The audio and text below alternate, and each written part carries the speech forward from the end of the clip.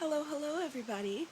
Guess what? My cold is gone. Ooh, I'm starting to feel a little bit better. Anyways, I'd like to give you a little clip today to share something personal about my life because that's what this journey is about. This journey is about empowering women. I can't empower women if I can't prove to them that I'm just like every single one of them. So, I would like to talk to you a little bit today about my daddy because my daddy growing up was my hero, and he's still my hero. One of them.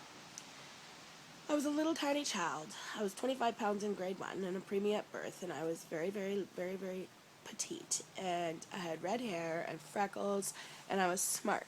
And so being a little kid at that age with all those qualities made me a bully magnet. And my father knew that I was going to get bullied. There was no doubt in his mind. He knew it, and so he taught me to defend myself physically, even to boys.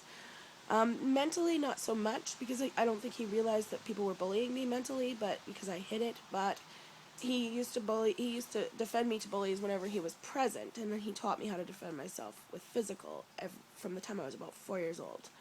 If I seem a bit scatterbrained at the moment, please bear with me. I'm just recovering from this cold, so I get forgetful, and my brain doesn't always work with my mouth. Sometimes I get tongue-tied, and sometimes I stutter, and whatever. It's all good, right? It's all part of the experience. Can't be real if I don't stutter. So anyways, to give you a couple of examples, this went on even into my teen years. When I was a teen, I had a phase where I absolutely loved wearing green makeup because my eyes are green. And when I wore green makeup, I felt beautiful for some reason. So for a phase of a few months, I loved wearing green makeup. I wore green eyeliner, I wore green eyeshadow, I wore green mascara, everything. And it caught on at school because people were noticing that I always had the same color of makeup on. So they couldn't nickname me the Jolly Green Giant because I was just too darn tiny, so they nicknamed me Sprout, his sidekick, instead. They thought it was funny. You see, growing up I discovered that if you roughhouse with boys, the girl bullies leave you alone, because if you can hold your own with a group of boys, you're all good. So the boys that I cared about unintentionally hurt my feelings by nicknaming me Sprout. Even one of my ex-boyfriends used to call me Sprout. And he didn't really understand that it did impact my self-esteem because I thought it made me look beautiful, and they just used it as something to tease me with. Now, they didn't intentionally harm me. They were just trying to be silly, and boys are boys, and that's how boys are, and whatever. I love boys. I've hung around with them all my life. So anyways, that was one example.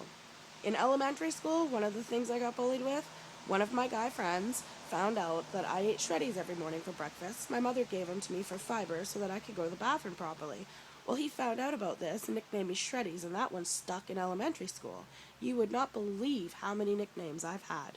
Even my hero, my daddy, gave me nicknames. When I was a kid, he called me Hemorrhoid because I was a pain in his ass because I was always bothering him and asking him questions. But my favorite nickname he gave me was Daddy's Little Stick of Dynamite.